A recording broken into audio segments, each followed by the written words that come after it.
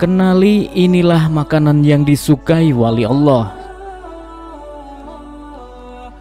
Makanan yang disukai para wali Allah tidaklah sama dengan makanan yang disukai orang-orang awam.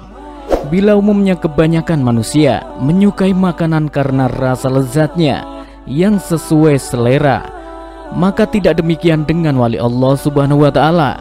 Kisah berikut ini memberikan gambaran kepada kita tentang makanan yang disukai para wali Allah.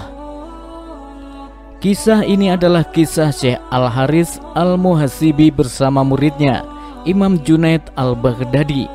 Beliau adalah seorang ulama rujukan para ahli tasawuf. Kitab Ar-Riya'ah li Haqukillah, menjaga hak-hak Allah, yang ditulisnya menjadi rujukan para sufi. Ulama besar kelahiran Basrah 165 Hijriah ini menjadi bernama asli Al-Harits bin Al-As'ad Al-Basri. Julukannya Abu Abdillah, diberi gelar Al-Muhasibi, yang selalu mengintrospeksi dirinya karena sikapnya yang selalu introspeksi diri. Kisah ini terjadi ketika Syekh Al-Haris Al-Muhasibi telah tinggal di kota Baghdad. Beliau hijrah ke Baghdad semula untuk menuntut ilmu agama, namun kemudian tinggal selamanya hingga wafatnya pada tahun 243 Hijriah. Ketika itu Syekh Al-Haris Al-Muhasibi mengunjungi muridnya Junaid Al-Baghdadi. "Aku lihat ketika itu dia dalam kondisi lapar," cerita Imam Junaid Al-Baghdadi. "Bolehkah aku siapkan makan untuk tuan?" tanya Imam Junaid meminta izin kepada gurunya tersebut. "Silakan," jawab Syekh Haris. Imam Junaid kemudian menyiapkan makanan untuk menjamu gurunya. Dia mengambil dari tempat penyimpanan makanan. Makanan itu adalah pemberian orang yang menggelar jamuan makan malam pada acara perkawinan. Tentu saja makanan lezat. "Ku ambil makanan tersebut dan kuhidangkan ke hadapan Haris," cerita Imam Junaid. Namun suatu peristiwa aneh tiba-tiba terjadi. Tiba-tiba saja tangan Syekh Haris Al-Muhasibi mengejang. Dia tidak mampu menggerakkan tangannya untuk menyuap makanan.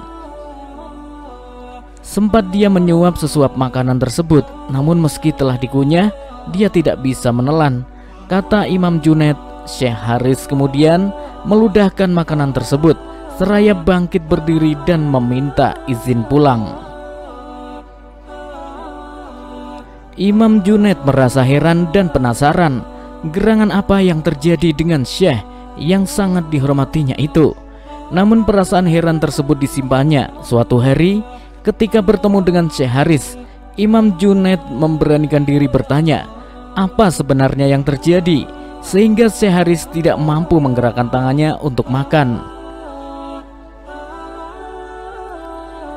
"Waktu itu aku memang sedang lapar," ujar Syekh Haris. "Selain itu aku juga ingin menyenangkan hatimu yang menjamuku," lanjutnya. "Namun Allah memberi isyarat khusus, yaitu bila aku ingin memakan makanan yang subhat, maka aku tidak bisa menelannya. Bahkan tanganku tidak mampu menyentuhnya. Meski aku telah berusaha, tapi itu sia-sia." Syekh Haris kemudian balik bertanya, "Sebenarnya dari mana kau memperoleh makanan tersebut, hai Junaid?"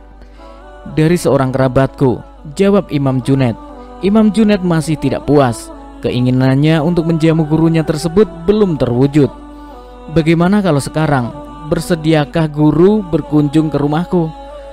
tanya Imam Junaid. "Baiklah," jawab Syekh Haris. Mereka pun berjalan menuju rumah Imam Junaid. Setelah sampai, Imam Junaid langsung menyiapkan makanan. Kali ini hanya sepotong roti kering. Ajaib, Syekh Haris Al-Muhasibi malah menikmati suguhan yang sangat sederhana dan murah tersebut.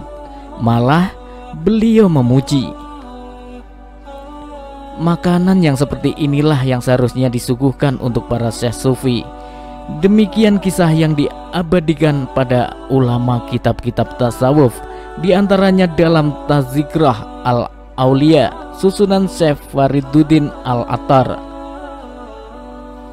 Ada pula kisah lain Seorang ulama sufi di Martapura, bila berhadapan dengan orang banyak, beliau turut ikut menikmati suguhan. Namun ketika pulang dan berada di rumah, makanan yang tidak jelas kehalalannya akan dimuntahkannya kembali.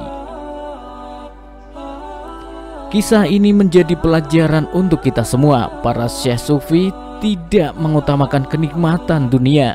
Karenanya makanan yang disukai para wali Allah bukan terbatas nikmat di lidah, tapi pada halal tidaknya makanan tersebut dan halal tidaknya cara mendapatkannya. Karenanya bila kita menyuguhkan makanan untuk mereka, maka sangat penting memperhatikan kehalalannya, karena hal itulah yang membuat suatu makanan disukai wali Allah. Bila tidak, makanan yang kita suguhkan malah akan menyusahkan mereka. Wallahu a'lam bishawab.